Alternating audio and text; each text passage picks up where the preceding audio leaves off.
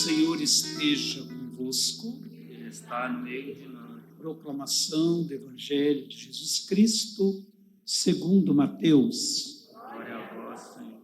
Naquele tempo, disse Jesus aos seus discípulos: Nem todo aquele que me diz Senhor, Senhor, entrará no reino dos céus, mas o que põe em prática a vontade de meu Pai que está nos céus. Portanto, quem ouve estas minhas palavras e as põe em prática é como um homem prudente, que construiu sua casa sobre a rocha. Caiu a chuva, vieram as enchentes, os ventos deram contra a casa, mas a casa não caiu, porque estava construída sobre a rocha. Por outro lado, quem ouve estas minhas palavras e não as põe em prática é como um homem sem juízo, que construiu sua casa sobre areia. Caiu a chuva, vieram as enchentes, os ventos sopraram e deram contra a casa, e a casa caiu. Sua ruína foi completa. Palavra da salvação. Bendito é aquele que vem vindo em nome do Senhor. Bendito é aquele que vem vindo em nome do Senhor.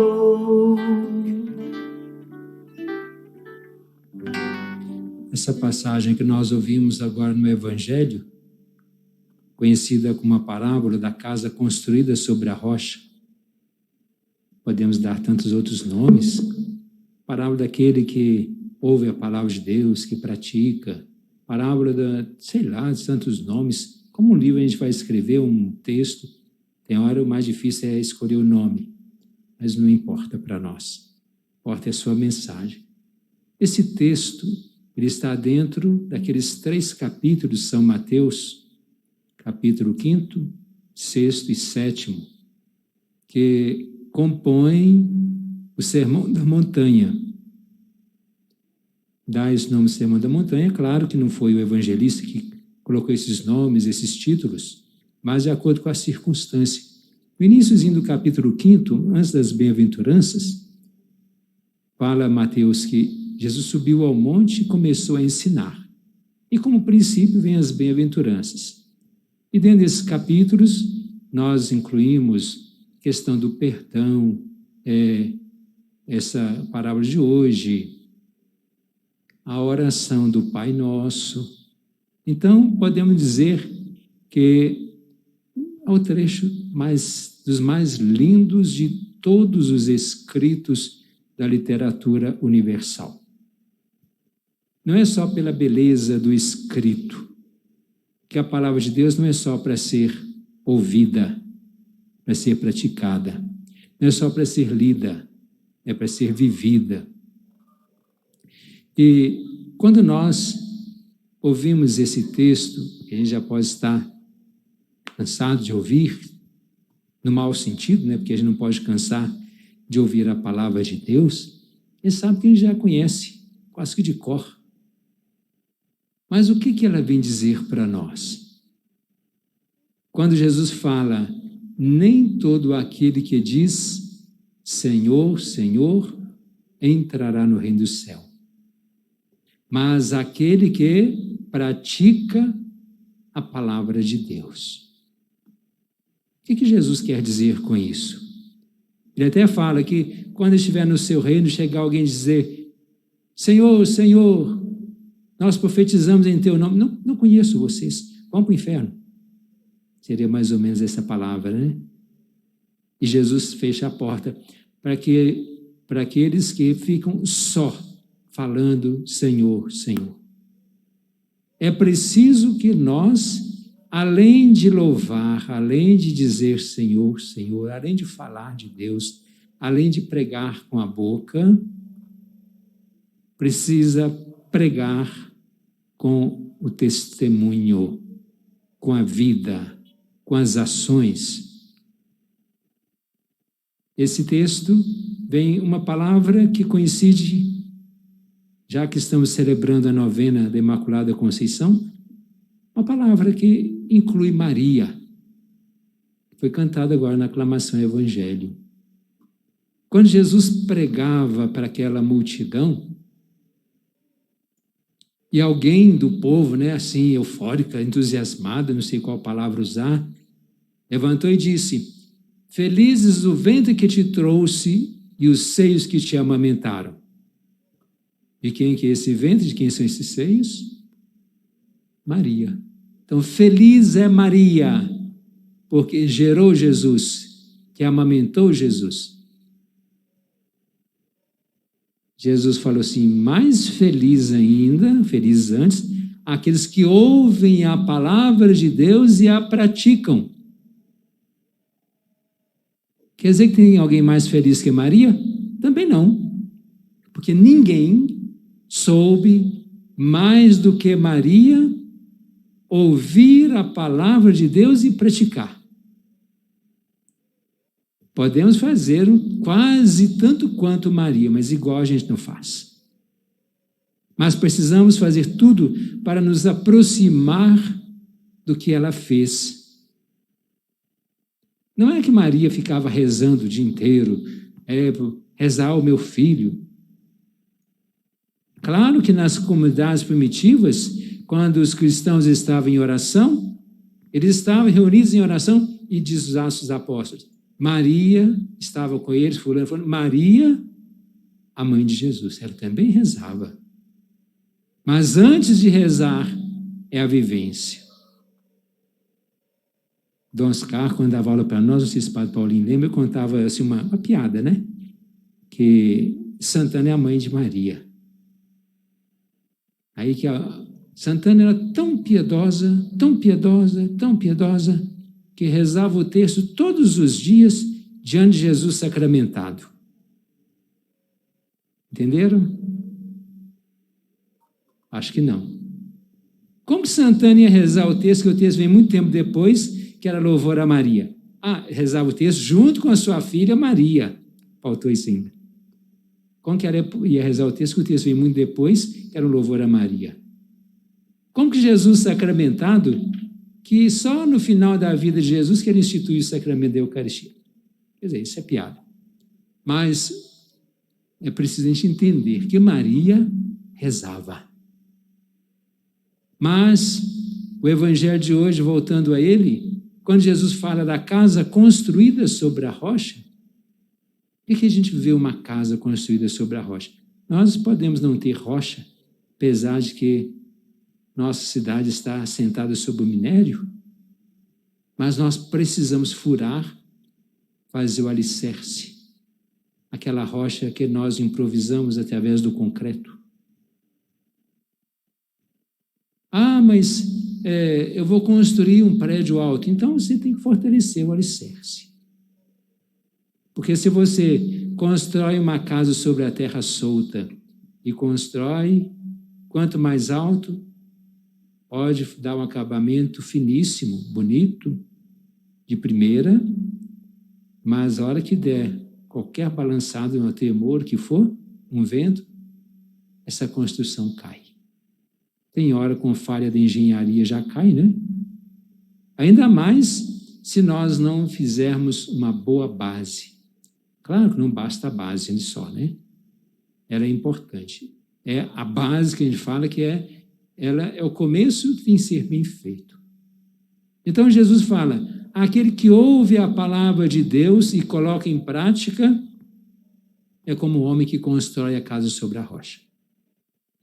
Aquele que ouve a palavra de Deus, mas não coloca em prática. Ele ouve, mas não coloca em prática, é como o homem que construiu a sua casa sobre a areia, sobre a terra fofa.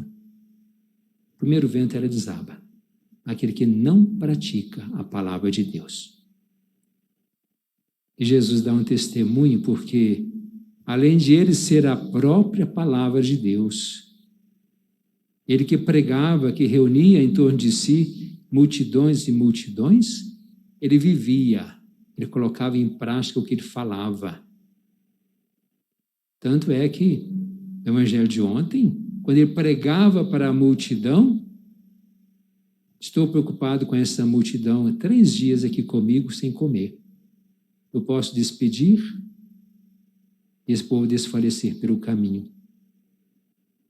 De 7 pães, ele alimentou uma multidão e ainda sobraram 7 cestos. Há 2 relatos da multiplicação dos pães. 7 pães, sobraram 7 cestos, cheios, é claro, e outros 5 pães e 2 peixes, sobraram 12 cestos cheios. Então Jesus preocupava com o bem-estar, com a fome, em ajudar as pessoas. Hoje a gente parece que, de certa forma, é proibido de ajudar os outros, porque quando alguém procura colocar em prática, ajudar os outros, e prega, fala que eu preciso, existe inventar um nome, claro que o nome que existe, mas inventar um nome que se chama fulano é comunista. O que significa comunismo? 90% ou mais de quem fala que o outro é comunista não sabe o que é comunismo. Comunismo é o mal? Pode ser. Mas porque a pessoa faz o bem, ele é comunista? Foi assim, Jesus foi o maior comunista, porque ele que pregou o maior bem, a maior condição de partilha, de amar os outros, amar até o inimigo. Ele é o primeiro da lista. Mas fulano é político. Nós todos somos seguidores de um político perseguido, morto por causa do ser político, que é Jesus Cristo, condenado injustamente. Nós todos, a não ser que seja só daquele que ouve, mas não pratica. Aí você pode ser o que quiser, menos cristão. Para nós sermos cristãos, temos que seguir a palavra de Deus. Temos que viver a palavra de Deus.